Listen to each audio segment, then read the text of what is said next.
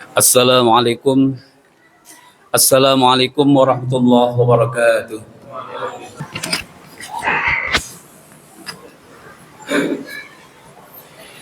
Alhamdulillah.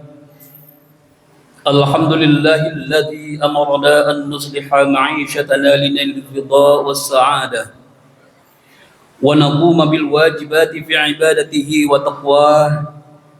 Ashhadu an la ilaha illallah wahdahu la syarika lah wa asyhadu anna Muhammadan abduhu wa rasuluh man la nabiyya ba'dah.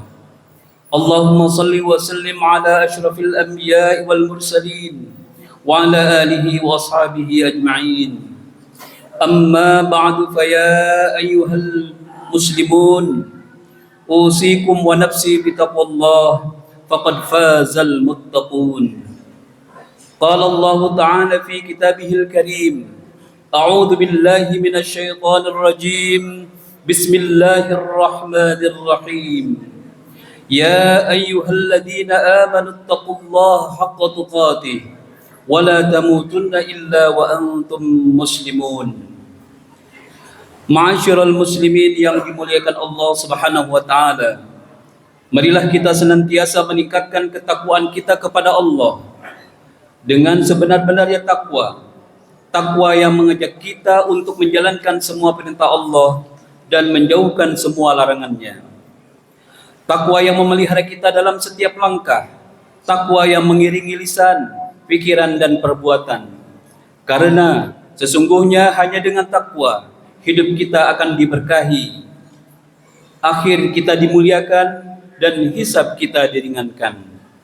Ma'asyiral muslimin, pada kesempatan khutbah Jumat ini, izinkan khatib menyampaikan materi berjudul 3 perkara simpanan Allah Subhanahu wa taala. Hadirin, ada ungkapan dari ahli hikmah yang berbunyi, "Wan ba'dil hukamai annahu qala, thalathun min kanzillahi ta'ala, al-faqru wal maradu was sabru."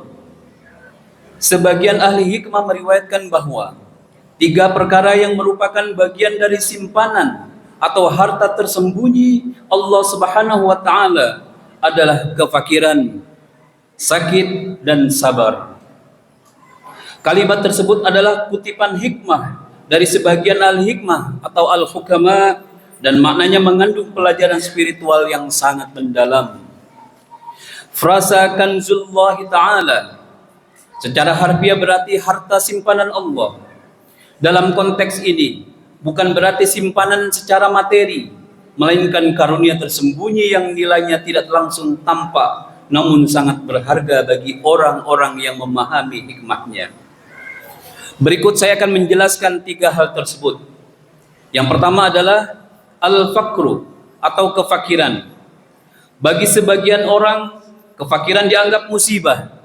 Namun, bagi orang yang beriman dengan ikhlas, kefakiran bisa menjadi jalan untuk mendekatkan diri kepada Allah Subhanahu wa taala, menumbuhkan rasa tawakal dan membersihkan hati dari ketergantungan kepada dunia. Kefakiran dalam pandangan umum sering dianggap sebagai kesulitan hidup yang patut dihindari. Banyak orang merasa bahwa miskin adalah tanda kegagalan dan ketidakmampuan. Namun dalam perspektif spiritual Islam, kefakiran tidak selalu bermakna kehinaan. Justru bisa menjadi ladang pahala dan jalan menuju kedekatan dengan Allah Subhanahu wa taala. Orang yang fakir dan tetap menjaga kesabaran, kejujuran serta tawakalnya bisa jadi memiliki kedudukan yang lebih tinggi di sisi Allah dibanding orang yang kaya namun ia lalai.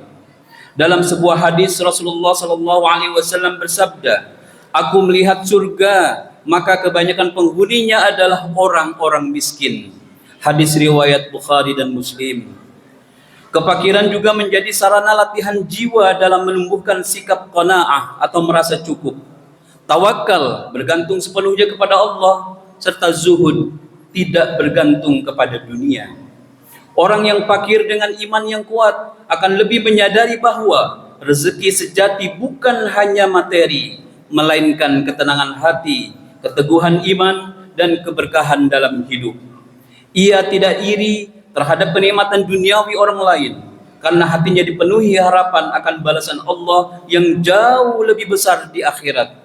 Dalam kondisi sempit, ia justru lebih sering berdoa, lebih sering mengingat Allah, dan lebih berhati-hati dalam setiap tindakan. Ma'asyiral muslimin, lebih dari itu, kefakiran bisa menjadi penghapus sifat sombong dan ujub manusia, karena orang fakir tidak memiliki banyak hal untuk dibanggakan secara duniawi. Justru dari kefakiran lahir sikap rendah hati, empati kepada sesama, dan kepedulian sosial.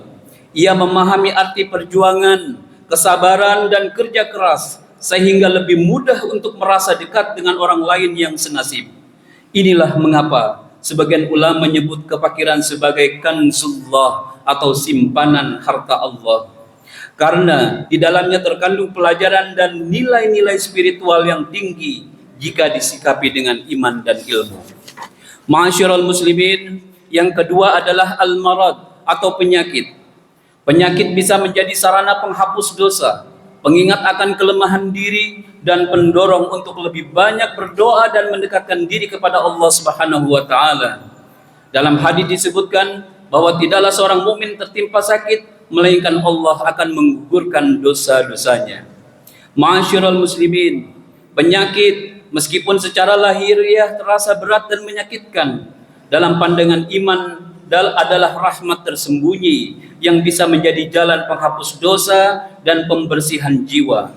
Rasulullah Shallallahu Alaihi Wasallam bersabda, tidaklah seorang muslim tertimpa rasa letih, penyakit, kegundahan, kesedihan, gangguan, bahkan duri yang menusuknya, melainkan Allah akan menghapus sebagian dari kesalahan-kesalahan karenanya. Hadis riwayat Bukhari dan Muslim. Ini menunjukkan bahwa penderitaan fisik bukan sekedar beban, tetapi juga mekanisme ilahi untuk menggugurkan dosa-dosa manusia yang mungkin disadari ataupun tidak disadari. Lebih dari itu, penyakit juga menjadi cermin yang menunjukkan hakikat kelemahan manusia. Saat sehat, manusia sering merasa mampu, kuat, bahkan lupa akan ketergantungannya kepada Allah. Namun ketika sakit, tubuh yang dulu tegap menjadi lemah, dan pikiran yang dulu tenang menjadi gelisah. Di momen-momen seperti ini, hati menjadi lebih mudah tersentuh, doa menjadi lebih khusyuk, dan jiwa menjadi lebih sadar bahwa segala sesuatu ada dalam genggamannya. Maka sakit bukan hanya menimpa tubuh, tetapi juga menyentuh hati untuk kembali pada fitrah penghambaan manusia. Di sisi lain, penyakit juga menjadi penyaring kualitas iman. Orang yang beriman mampu bersabar dan tetap bersyukur dalam sakitnya menunjukkan kedewasaan spiritual yang tinggi. Sakit bukan lagi diratapi, tapi diterima sebagai bentuk ujian dan kasih sayang Allah yang ingin mengangkat derajatnya. Bahkan sebagian ulama sufi menganggap sakit sebagai tamu yang mulia yang datang membawa pahala, membawa zikir yang lebih dalam, dan membuka pintu-pintu ma'rifah. Oleh karena itu, orang yang memahami hikmah sakit tidak hanya mengobati tubuh, tapi juga merawat hatinya agar tetap kuat dan lapang menerima takdirnya. Ma'asyiral muslimin, yang ketiga adalah kesabaran. Kesabaran adalah kunci menghadapi segala ujian hidup. Ia merupakan kualitas mulia yang sangat dicintai Allah Subhanahu wa taala. Bahkan Allah menyebutkan bahwa balasan sabar adalah tanpa batas. Innama yuwaffas sabiruna ajrahum bighairi hisab. Sesungguhnya hanya orang-orang yang bersabarlah yang dicukupkan pahala mereka tanpa batas. Quran surat Az-Zumar ayat 10. Kesabaran atau as-sabru adalah salah satu sifat agung yang menjadi fondasi utama dalam kehidupan seorang mukmin. Ia bukan sekedar menahan diri dari keluh kesah, tetapi mencakup kekuatan jiwa dalam menghadapi ujian, keteguhan hati dalam ketaatan, dan keikhlasan dalam menerima takdir. Dalam Al-Quran, Allah menyandingkan kesabaran dengan pertolongannya. Wahai orang-orang yang beriman, mohonlah pertolongan kepada Allah dengan sabar dan salat. Sesungguhnya Allah bersama orang-orang yang sabar. Quran surah Al-Baqarah ayat 153. Ini menunjukkan bahwa kesabaran bukanlah kelemahan, tetapi justru jalan menuju keberhasilan dan pertolongan ilahi. Ma'asyiral muslimin, Kesabaran juga merupakan tanda kecintaan Allah terhadap seorang hamba. Dalam banyak ayat, Allah memuji orang-orang yang sabar dan menjanjikan pahala yang besar bagi mereka. Di antara janjinya yang paling istimewa adalah bahwa pahala orang sabar diberikan tanpa batas, bighairi hisab. Sebagaimana Quran surat Az-Zumar ayat 10 telah menyebutkan. Ini menunjukkan bahwa nilai kesabaran tidak terhitung dengan ukuran duniawi. Sebab sabar mengajarkan hamba untuk tetap teguh dalam kebaikan meskipun keadaan tidak menyenangkan. Tetap beribadah meskipun lelah dan tetap percaya pada janji Allah meskipun belum melihat hasilnya. Dalam praktiknya, kesabaran membentuk pribadi yang tangguh, tidak mudah menyerah dan selalu positif dalam menyikapi kehidupan.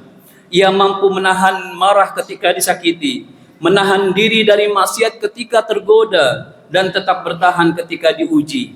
Maka tidak heran para ulama mengatakan bahwa sabar adalah setengah dari iman, karena hampir seluruh aspek kehidupan seorang mukmin memerlukan kesabaran. Sabar dalam beribadah, sabar dalam meninggalkan dosa, dan sabar dalam menghadapi takdir. Sabar bukan berarti diam, tetapi tindakan aktif untuk terus berada dalam jalan yang benar meskipun terasa berat. Ma'asyiral muslimin rahimakumullah. Selanjutnya, sejenak marilah kita mengingat kembali saudara-saudara kita yang berada di Palestina. Tentu kita sangat prihatin dan kita selalu berdoa semoga Allah segera menyelesaikan urusannya, menolong kaum muslimin yang ada di Palestina. Ma'asyiral muslimin, rakyat Palestina hidup dalam keterbatasan ekonomi, blokade pangan dan bantuan, serta kerusakan infrastruktur yang parah akibat agresi. Materi tentang harta simpanan Allah ini sangat bersesuaian dengan yang dialami oleh kaum muslimin saudara kita di Palestina. Mereka dalam kondisi yang sangat fakir. Namun di balik kefakiran itu mereka menunjukkan kekayaan jiwa yang luar biasa, tidak mudah menyerah, tetap menjaga kehormatan dan tidak kehilangan semangat juang. Mereka mengajarkan kepada dunia bahwa kemuliaan bukan terletak pada kekayaan duniawi, tetapi pada keteguhan dalam mempertahankan kebenaran dan kehormatan. Yang kedua, dengan fasilitas medis yang terbatas, banyak saudara kita warga Palestina yang menderita luka dan penyakit tanpa penanganan yang memadai. Namun setiap rasa sakit yang mereka alami bisa dipahami sebagai penghapus dosa dan pengangkat derajat mereka, sebagaimana yang diajarkan dalam Islam. Mereka tidak hanya terluka secara fisik, tetapi juga terluka karena dikhianati dunia, namun tetap bersabar dan terus berdoa.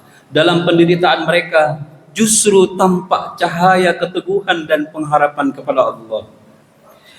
Yang ketiga, Palestina adalah gambaran nyata dari sabar yang agung. Mereka bersabar dalam penderitaan, sabar dalam kehilangan keluarga, dan sabar dalam menghadapi ketidakadilan global. Namun kesabaran mereka bukanlah pasif. Itu adalah sabar yang aktif, yang melahirkan keteguhan, perjuangan dan keberanian. Inilah yang menjadikan Palestina layak disebut sebagai penjaga kehormatan umat Islam di zaman ini. Karena mereka memikul beban besar dengan kesabaran yang luar biasa. Oleh karena itu, ma'asyiral muslimin rahimakumullah, pada kesempatan yang mulia ini, marilah kita senantiasa berdoa kepada Allah, semoga Allah membantu saudara kita kaum muslimin Palestina. Dan juga marilah sama-sama kita ikut berpartisipasi untuk membantu mereka secara materi. Berbagai aspek mereka alami dalam bentuk kekurangan. Oleh karena itu, marilah kita berdoa dan berpartisipasi secara materi untuk membantu mereka. A'udzu billahi minasyaitonir rajim. Bismillahirrahmanirrahim. Wa mimman khalaqna ummatan yahduna bil haqqi wa bihi ya'dilun. Barakallahu li wa lakum fil Qur'anil azim wa nafa'ani wa iyyakum bima fihi minal ayati wa dzikril hakim wa taqabbalallahu minni wa minkum tilawatahu innahu huwas samiul alim.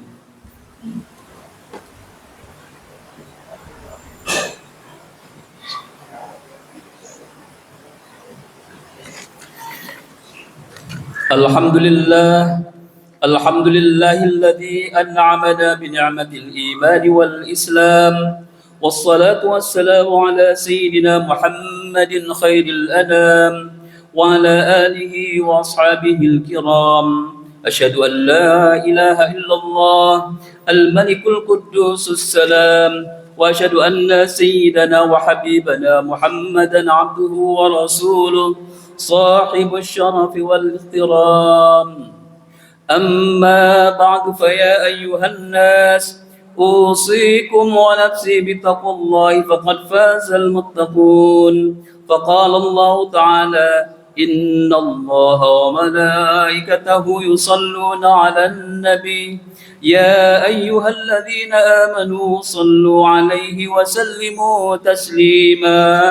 اللهم صل وسلم على سيدنا محمد وعلى آل سيدنا محمد كما صليت على سيدنا إبراهيم، وبارك على سيدنا محمد وعلى آل سيدنا محمد كما باركت على سيدنا إبراهيم وعلى آل سيدنا إبراهيم في العالمين إنك حميد مجيد. اللهم وارض عن الخلفاء الراشدين وعن أصحاب نبيك أجمعين، والتابعين وتابع التابعين وتابعهم إلى يوم الدين.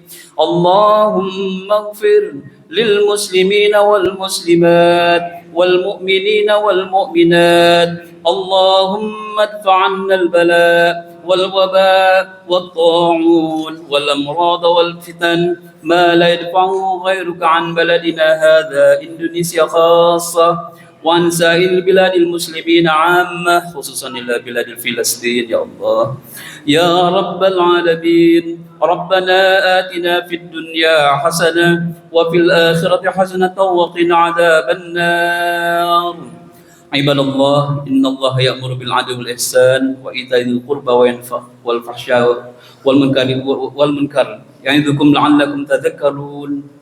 فاذكروا الله يذكركم واشكروه على نعمه يزدكم ولذكر الله أكبر. أقم الصلاة.